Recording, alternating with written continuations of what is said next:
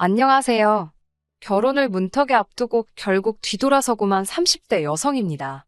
그동안 이곳에서 많은 분들의 사연을 들으며 울고 웃었는데, 그래서 용기를 내서 저도 한번 제가 오늘 사연의 주인공이 되어보려고 이렇게 저희 이야기를 적어봅니다.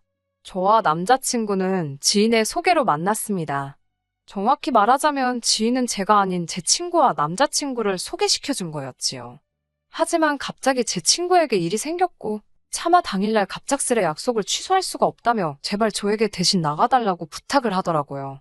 가서 밥이나 한 끼 얻어먹고 오라며 하도 부탁을 해대길래 어쩔 수 없이 나간 자리에서 그렇게 저는 지금의 남자친구를 만나게 되었습니다. 남자다운 외모와 달리 귀여운 말투의 남자친구에게 저는 한눈에 반해버렸고 제가 더 적극적으로 다가갔어요. 그게 문제였을까요? 여자는 자기가 좋아하는 남자가 아니라 자기를 좋아하는 남자를 만나야 한다더니 그게 사실인가 봅니다. 저는 정말 제 남자친구를 많이 사랑했습니다. 제 남자친구와 저희 객관적인 조건만 놓고 본다면 다들 저를 뜯어 말릴 만큼 차이가 많이 나는 상황이었지만 세상에 완벽한 사람은 없잖아요. 그 사람의 부족한 부분은 제가 끌어안고 가려고 했어요. 남자친구는 대기업 하청업체에서 일하고 있습니다. 그렇다 보니 달마다 실적에 따라 급여가 들쑥날쑥한 편입니다. 어떤 달에는 월천을 벌기도 하고 어떤 달에는 간신히 기본급만 벌기도 하지요. 반면에 저는 프리랜서 작가로 활동하고 있고 대학생 때부터 시작했더니 어느덧 10년 차가 다 되어 월 평균 500에서 600은 벌고 있습니다. 하지만 인간관계에 돈이 전부는 아니잖아요. 제가 남자친구와 결혼까지 생각했던 이유는 따로 있습니다. 어디서부터 어떻게 시작해야 할지 모르겠지만 저는 부모님이 안 계십니다. 제가 아주 어렸을 때, 그러니까 기억도 안 날 만큼 어렸을 때 아버지께서 사고로 돌아가셨다고 들었습니다. 그 이후로 어머니께서 외가의 도움을 받아 저를 키우셨대요. 불행 중 다행으로 아버지가 돌아가시면서 나온 보험금과 합의금이 있었고, 외조부모님 또한 부유하셨기에 어머니 앞으로 건물을 남겨주셔서 저를 양육하시는 데 있어서 큰 어려움은 없으셨다 했지만요. 하지만 제가 대학교 합격 발표를 앞둔 시기에 어머니도 지병으로 세상을 떠나셨고 저 혼자 남겨졌습니다. 어머니가 남겨주신 재산 덕분에 대학까진 무리 없이 끝냈지만 직장 생활은 엄두가 나질 않았습니다. 언젠가부터 사람들과 어울려 지내는 것이 왠지 어렵고 불편하게 느껴졌거든요. 진단을 받아보진 않았지만 지금에서야 돌이켜 생각해보면 어머니의 죽음으로 인한 공황장애나 우울증이 아니었을까 싶어요. 결국 취업 대신 집에서 할 수 있는 일을 알아보다가 시작하게 된 게 프리랜서 작가입니다. 어려서부터 독서하고 일기 쓰고 그런 일들을 좋아했었거든요. 그렇게 다시 글을 쓰다 보니 마음의 병이 조금씩 치유되기 시작했습니다. 다시 사람들과 어울릴 수 있게 되었고요. 남자친구와 연애까지 하기에 이르렀지요. 아무튼 다시 본론으로 돌아와서 이 모든 상처를 남자친구는 아무 일도 아니라는 듯 이해하고 안아주었기에 남자친구가 경제적으로 결혼할 준비가 미흡했음에도 불구하고 제가 안고 가려고 했습니다. 하지만 결국 그놈의 돈이 뭔지 돈 때문에 남자친구와 파혼을 하게 되었네요. 어머니가 저에게 남겨주신 건물은 3층짜리로 상가는 전부 10개 정도 들어올 수 있는데 공실이 2개이고 8개는 현재 계약 중입니다. 그중 6개가 10년 넘게 같은 분이 사용 중이시고요. 건물에 있는 공실 중 하나는 제가 작업실로 쓰고 있습니다. 당연히 남자친구는 연애 초반에 제가 건물이 있다는 사실을 몰랐습니다. 제가 말하지 않았으니까요. 하지만 소개팅 주선자였던 지인이 저와 남자친구가 사귄다는 사실을 알고 나선 남자친구에게 제가 얼마나 괜찮은 여자인지를 어필한답시고 제가 건물이 있다는 이야기를 말했다 했습니다. 거기에 아파트도 하나 있다고요. 그로부터 며칠이 지난 후에야 지인에게서 연락이 왔는데 혹시 자기가 일을 그르치거나 한 건 아닌지 정말 미안하다며 저에게 몇 번이고 사과를 해왔습니다. 그런 연락을 받고 정말 많이 언짢긴 했지만 받아주는 거 말곤 뭐 선택지가 없었습니다. 솔직히 전혀 괜찮지 않았지만 그게 뭐라고 언제까지 숨기고만 있을 수는 없는 일이기 때문에 일단 괜찮다고 했습니다. 제가 남자친구에게 지인에게 내가 건물주라는 이야기 들었다면서 그간 숨겨서 미안했다고. 이제 숨김없이 다 말해줄 테니 나에 대해서 뭐 알고 싶거나 궁금한 거 없냐고 물었습니다. 그러자 남자친구는 자기한테 왜 처음부터 말해주지 않았냐며 서운하다고 하더군요. 자기가 명색이 남자친구인데 여자친구에 관한 이야기를 남한테 들어야 하냐고요. 하지만 왠지 모르게 남자친구의 표정은 밝아 보였습니다. 솔직히 여자친구가 건물주라는 싫다는 사람이 있을까요? 지금 생각해보니 서운하다는 남자친구의 말은 제가 남자친구에게 죄책감을 갖도록 만들기 위한 가스라이팅이었다는 생각이 들어요. 그때는 제가 정말 일부러 남자친구를 속여왔다는 생각에 미안하다는 마음이 더 컸거든요. 남자친구는 제가 미안해하는 마음을 알고 둘 사이에서 더 유리한 상황을 만들어갔던 것 같아요. 아무튼 남자친구가 거기까지만 했더라면 저는 기꺼이 남자친구와 제가 가진 것들을 나누고 또 나눴을 겁니다. 하지만 남자친구도 남자친구의 어머니도 욕심이 정말 지나치셨습니다. 사귄 지 6개월이 채 되지 않은 시점에서 남자친구는 결혼 이야기를 꺼내기 시작했습니다. 자기 생각에는 저에겐 친정이랄 게 없으니 저만 오케이 하면 거칠 것 없이 결혼이 진행될 것 같았나 봅니다. 하지만 저는 최소한 2년 정도는 사귀어보고 결혼을 하고 싶었기 때문에 남자친구가 원하는 대답이 뭔지 알면서도 절대 해주지 않고 있었습니다. 그 와중에 남자친구가 자기 집에 인사를 가자고 하더라고요. 저는 우리가 비록 결혼 이야기를 나누고 있긴 하지만 정말 결혼을 할지 안 할지도 모르는 일인데 괜히 가서 정들고 싶지 않다고 무섭다고 솔직히 털어놓았습니다. 그러자 남자친구는 왜 처음부터 그렇게 부정적으로 생각하냐면서 일단 가족들도 만나보고 정도 들면 좋지 않겠냐며 어떻게든 저를 확신시키려 들었습니다. 결국 사귄 지 1년쯤 되었을 무렵 남자친구 집에 인사를 드리러 가게 되었습니다. 남자친구 부모님은 서울에서 벗어난 외곽에서 남자친구보다 6살 어린 여동생과 함께 살고 계셨습니다. 한눈에 봐도 지은 지 오래되어 보이는 복도식 아파트에 3사람이 살고 있었는데 방이 2개뿐이라 불편하겠다 싶더라고요. 집에 들어가 인사를 드리고 사간 과일과 고기를 꺼내놓으니 어머님께서는 건물도 있다더니 씀씀이는 별거 없네 하셨습니다. 그 말뜻이 제가 알뜰하네 뭐 이런 뜻이 아니라 말 그대로 사온 게 볼품없다는 식으로 비아냥거리시는 말투였습니다. 그러더니 제가 입은 옷차림을 아래 위로 찬찬히 훑어보셨습니다. 옆에서 남자친구 여동생도 저를 물끄러미 보더니 언니 입은 옷이 혹시 어디 브랜드 거 아니냐고 묻더라고요. 요즘 젊은 애들은 한눈에 그런 게 다 보이는구나. 신기하다 생각하면서 맞다고 대답했더니 남자친구 여동생은 그 옷이 자기가 너무 갖고 싶었던 거였다며 자기가 한 번만 걸쳐보면 안 되냐고 애걸복걸을 하더라고요. 결국 그런 걸쳐만 보라고 옷을 벗어주는데 어머님께서 저를 빤히 보시더니 옷이 중요한 게 아니라 먹는 걸 잘 먹어야 한답니다. 그러면서도 결혼하면 너만 좋은 거 사 입지 말고 우리도 좋은 거 좀 사달라 하셨습니다. 만약에 제가 남자친구와 이미 결혼한 사이이고 어머님이 이미 제 시어머니셨다면 물론 그런 말씀을 하실 수도 있어요. 하지만 엄연히 저는 손님으로 간 자리였고 무엇보다 초면이었는데 어머님이 다짜고짜 무엇을 해달라 말씀하시니까 기분이 좋지는 않았습니다. 게다가 남자친구 여동생이 어디선가 저도 안 입을 것 같은 가디건을 하나 들고 나와서는 저더러 오늘 하루만 자켓 좀 자기 빌려주고 언니는 이거 입고 가면 안 되냐며 그 가디건을 저한테 내미는데 어찌나 당혹스럽던지요. 어머님까지 나서서 옷이 딱 봐도 우리 딸한테 더 잘 어울리는 것 같은데 하루만 양보 좀 해주면 안 되겠냐고 그러시니 난감하기 이를 데가 없었습니다. 하지만 제가 설마 남자친구 여동생이 옷 하나 빌려달라고 파혼까지 생각했을 리가 있나요? 식사를 하면서 본격적으로 대화가 엉망이 되어갔습니다. 어머님께서는 식사를 하시다 말고 저에게 그럼 혼자 사는데 음식은 어떻게 해결하냐고 물으셨습니다. 요리는 그래도 제법 하지 않냐고 물어보시면서요. 부끄러운 말이지만 저는 요리를 못합니다. 할 기회도 없었고 할 이유도 없었어요. 어머니가 살아계실 때는 당연히 어머니가 챙겨주셨고 돌아가신 이후로는 학식을 먹거나 반찬 가게에서 사다 먹었습니다. 제 입장에선 음식하는 시간에 글을 쓰고 일을 하는 편이 훨씬 경제적으로 이익이기 때문에 굳이 요리에 관심을 가질 필요가 없었지요.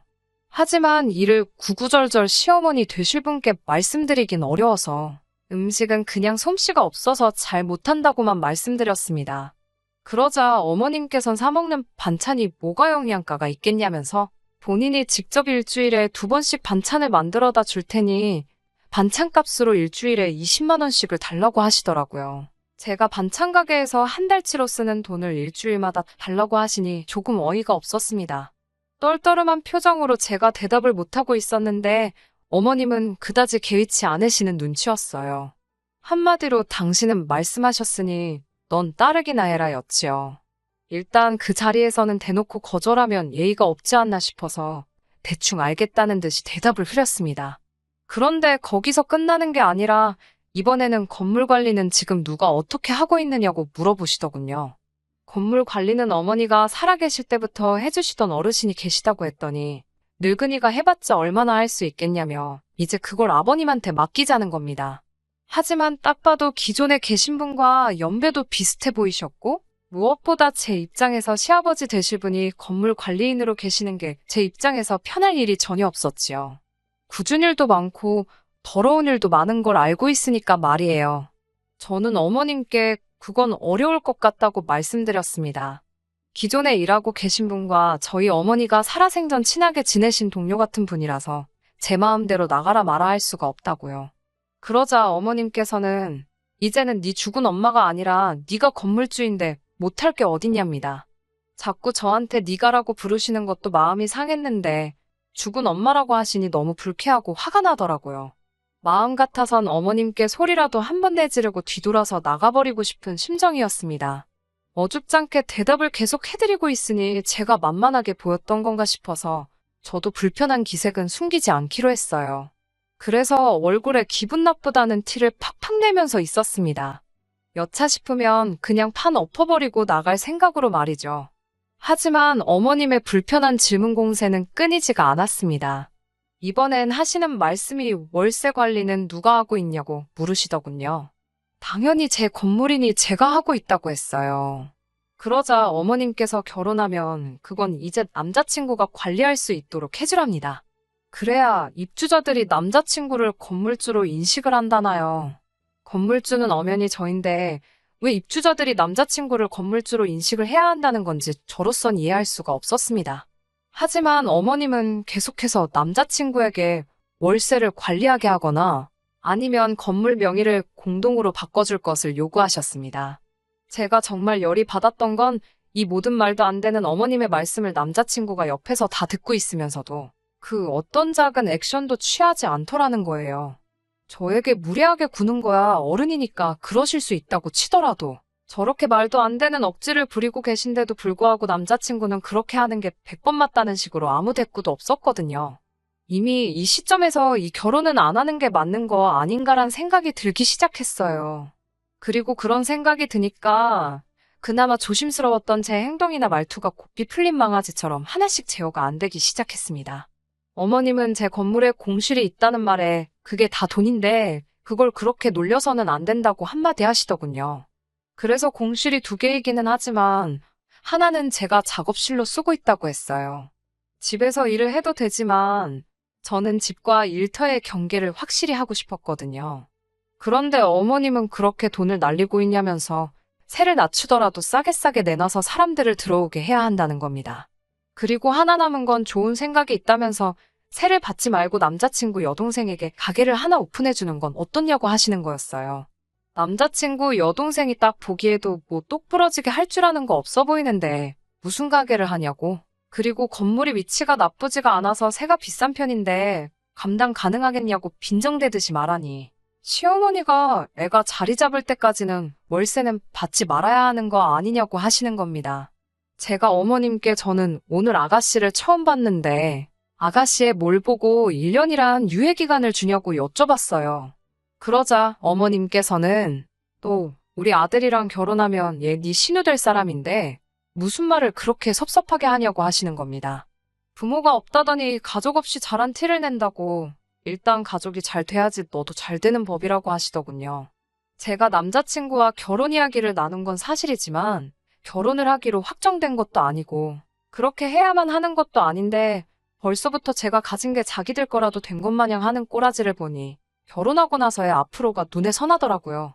그래서 어머님에게 상가 임대 주는 게 애들 소꿉장난은 아니지 않냐고 월세를 제가 해준 애만에 하기 전에 일단 아가씨가 뭘 잘하는지, 뭘 할 수 있는지 제가 어떻게 믿냐고? 전 그 상가를 원한다면 믿음을 가질 수 있는 자료를 가져오라고 했습니다. 그러자 어머님 얼굴이 울그락불그락 거리더니 난리가 났습니다. 네가 뭔데 내 딸을 평가하려드냐면서요. 저한테 그까짓 거 건물 하나 있다고 어지간히 유세 부린다면서 소리를 지르시더군요. 유세라고 말씀하셔도 저는 해줄 생각이 없다고 딱 자르니 어머님이 저더러 꼴도 보기 싫다며 이제 그만 가보라 하셨습니다. 저도 더 있어봤자 좋은 소리도 못 들을 테고 차라리 바라던 바였어요. 제 입으로 파혼하자는 말 안 해도 되니 제 입을 더럽힐 필요도 없었고 말이죠. 제가 집을 나섰더니 남자친구가 바로 제 뒤를 따라 오더라고요. 계속 무시하고 지나가는 제 앞을 막아서고 이렇게 끝낼 거냐며 어이도 없게 저를 붙잡으려 하더군요. 무슨 할 말이 더 남아서 저러는지 드러나 보려고 했더니 내가 왜 이러는지는 생각도 못했는지 말도 안 되는 소리를 뱉어대더군요. 남자친구는 죽은 사람 소원도 들어준다는데 산 사람 소원 못 들어주냐면서 이번 한 번만 못 이긴 척 자기 동생 가게 좀 내게 해달라는 겁니다. 지금 그딴 소리 하려고 나를 따라 나온 거냐고, 내가 왜 니네 집에서 자리 박차고 나온 건지 하나도 모르는 거냐고 한마디 했어요. 그제서야 남자친구도 정신이 들었는지 가족 일이라서 자기가 제대로 판단을 못한 것 같다며 제 다리를 붙잡고 빌더라고요. 차라리 결혼하고 나면 자기 가족들과 연을 끊고 살 테니 저한테 파혼만은 하지 말자고 빌더라고요. 가족들과 연을 끊는다는 말은 솔직히 100% 믿지 않았지만 이 정도로 빌면서 반성하는 모습을 보여주고 있으니 적어도 앞으로는 중간 역할 해주면서 자기 가족들이 나한테 빈대붙으려는 걸 어느 정도는 막아주겠지 하는 생각에 마지막으로 한 번만 두고 보겠다고 남자친구를 다시 받아줬습니다. 가족들이 그러면 남자친구도 똑같이 거지근성이 가득하다는 말인데 그래도 그동안 만나온 정 때문인가 남자친구는 다를 수도 있겠다 생각했나 봐요. 제가 대체 무슨 생각으로 남자친구는 멀쩡하다고 생각했는지 모르겠네요. 남자친구와 그 가족들의 시커먼 속내를 알게 된 건 제가 남자친구를 다시 받아주고 얼마 지나지 않아서입니다. 마감이 늦어지게 되면서 남자친구한테 제 건물로 와달라고 말을 했어요. 기다릴 수 있으니 그냥 만나기로 한 장소에서 만나자고 한 걸 괜히 저 때문에 오래 기다리게 하고 싶지는 않으니 그냥 오라고 했습니다. 자꾸 이쪽으로 오는 걸 꺼려 하길래 왜 그러나 싶었는데 그 이유를 알게 되었습니다. 제가 일을 마치고 나니 저도 몸이 피곤해서 어디 가고 싶은 생각이 들지 않더라고요. 그래도 저녁 식사는 해야 하니 건물 1층에 있는 고깃집으로 향했어요. 제가 건물주라고 해서 세입자들을 하대하고 그러지 않거든요. 그래도 괜히 저를 어려워들 하시는 것 같아서 건물 안에 있는 곳은 잘 가지 않는데 그날따라 사장님이 저를 더 어려워하신다는 느낌을 받았습니다. 그래도 저도 거의 매일같이 제 작업실 오며 가며 하면서 마주치면 인사도 나누고 가벼운 농담도 주고받는 사이인데도 말이에요. 그리고 괜히 느낀 거긴 하지만 남자친구도 어렴풋이 사장님과 눈을 마주치지 않으려고 하는 것 같았고요. 아무튼 식사가 끝나고 사장님한테 계산을 하겠다고 했는데 오늘은 계산을 하시는 거냐는 알 수 없는 말을 하셨어요. 뭔가 이상한 촉이 들어서 그게 무슨 말이냐 물었더니 제 옆에 있는 남자친구 이야기를 하시더라고요. 얼마 전부터 시어머니 되실 분하고 같이 자주 오셔서는 건물주 가족한테 돈을 받을 작정이냐며 가게 자리 빼앗기고 싶지 않으면 자기들 눈치를 보라고 하셨답니다. 제가 안 그래도 신우될 사람한테 가게 하나 내줄 계획을 가지고 있는데 장사하고 있는 가게 뺏어다가 주는 게 제일 편한 거 아니겠냐고 반협박식으로 사장님한테 겁을 줬다네요. 그동안 계산 안 하고 간 건 덤이고 월세를 현찰로 저 말고 자기한테 내라고까지 했다는 겁니다. 사장님은 세금 계산서 때문에 그게 그렇게 되는 건가 싶어서 현찰로 준비는 했는데 주지는 못하고 있었다고 하면서요. 저는 그 길로 남자친구 멱살을 붙들고 바깥으로 끌고 나갔습니다. 저게 무슨 소리냐고 따져 물었어요. 남자친구는 이 상황을 다 알고 있을 뿐만 아니라 저한테 연 끊고 산다고까지 했으면서 제가 없을 때마다 자기 가족들을 데리고 와서는 세입자들한테 제 이름을 팔아갑질을 하고 다녔던 거예요. 심지어 그걸 빌미로 돈까지 뜯으러 다녔던 것이고 나중에 알았지만 이 고깃집뿐만 아니라 여기저기 다니면서도 아주 판을 크게 벌려놨더라고요. 대체 무슨 생각으로 그러고 다닌 거냐고. 나한테서 그걸 숨길 수 있을 줄 알았냐고. 걸리면 어떻게 하려고 그런 짓을 했냐고 했더니 그제서야 소리를 치더라고요. 저 때문에 가족들하고 연까지 끊어야 했는데 혹시나 결혼도 못하게 되면 자기가 뭐가 되겠느냐면서 되려 호통을 치기 시작했습니다. 저랑 헤어지기 전에 어떻게 한몫을 챙기던가? 어떻게 잘 돼서 결혼까지 되더라도 세입자들한테 자기도 건물주라는 걸 각인시키기 위해서 그랬다는 거예요. 아무리 조물주 위에 건물주가 있다지만 자기가 뭔데 세입자들에게 자기가 건물주라는 걸 각인을 시키며 갑질을 하려 드는 거냐고 말하면서 남자친구를 바닥에 패대기 쳐버렸습니다. 남자친구는 나름대로 그동안에 서운한 게 있었는지 울분을 터트리면서 저보고도 그러는 게 아니라고 하더라고요. 부모님도 없는 너를 가족으로 받아주려던 우리 엄마한테 그러는 거 아니다. 그리고 자기 집에 인사드리러 갔던 날도 집이 비좁아서 내 여동생이 거실을 방처럼 쓰고 있는 걸 봤으면 너는 24평 아파트에 혼자 살고 있으면서 방 하나 내 여동생한테 내어준다는 말도 못하는 거냐 하면서 따지기 시작했어요. 그리고 어차피 비어있는 상가에 가게 하나 차려주는 게 뭐가 그렇게 힘드냐고. 세상 어느 부모가 자기 자식이 배우자한테 쩔쩔매며 사는 꼴을 보면서 기분이 좋겠냐고 하는 겁니다. 제가 자기 가족들 앞에서 지를 너무 우습게 만들었다나요. 앞뒤 안 맞는 헛소리도 더는 들어주고 싶지 않았고 저희 부모님이 돌아가신 이야기를 떠나서 뭐 마치 내가 자기랑 결혼 생각을 하고 있으니 자기 가족들한테 가니며 쓸개며 다 빼주고 집도 돈도 건물도 다 가져다 바쳐야 한다는 듯이 생각하고 있었다는 게 어이가 없더라고요. 그래서 더 볼 것도 없다고 기회를 주려고 했던 내가 바보였다고 말하고 그냥 헤어지자고 했습니다. 그리고 우리 건물 세입자들한테 뜯어간 돈이나 무전 취식한 것들 다 돈으로 갚아내라고. 그렇게 하지 않으면 법적인 조치를 할 거라고 했어요. 그랬더니 질질 짜면서 남자친구는 저와 헤어지고 싶지 않다고 난리를 치더라고요.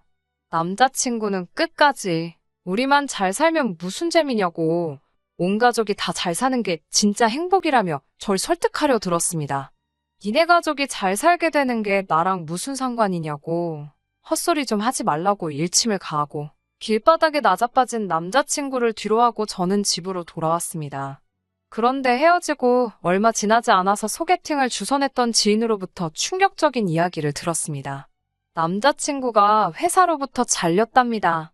듣자 하니 저랑 결혼하는 게 기정사실화 되었다 생각하고 자기는 앞으로 건물주가 될 거라면서 일을 아주 건성으로 하다가 상사들 눈밖에 나서 잘리게 되었답니다. 자기가 잠시 마음이 콩밭에 가 있어서 그랬다며 한 번만 기회를 달라고 절절 빌었는데도 소용없다며 끌어내지기까지 했다니 볼만했겠더라고요. 그나마 남자친구 집에서 돈 몇 푼 벌어가는 건 남자친구 하나뿐이었는데 그 거지 같은 집구석 기둥이 무너져 버렸으니 타들어간 재속 하나만큼은 덕분에 후련해졌네요. 아직도 저는 언젠가 저에게도 가족이 생길 거라고 믿습니다. 제가 가진 걸 탐내는 탐욕스러운 사람들 말고 그냥 평범하게 저에게 조건 없는 사랑과 관심을 주는 그런 가족 말이에요. 오늘따라 저를 떠난 가족들이 너무 그립습니다. 끝까지 들어주셔서 감사합니다. 오늘의 사연은 여기까지입니다. 구독과 좋아요, 알람 설정 부탁드리고 더 좋은 사연으로 다시 찾아뵙겠습니다. 감사합니다.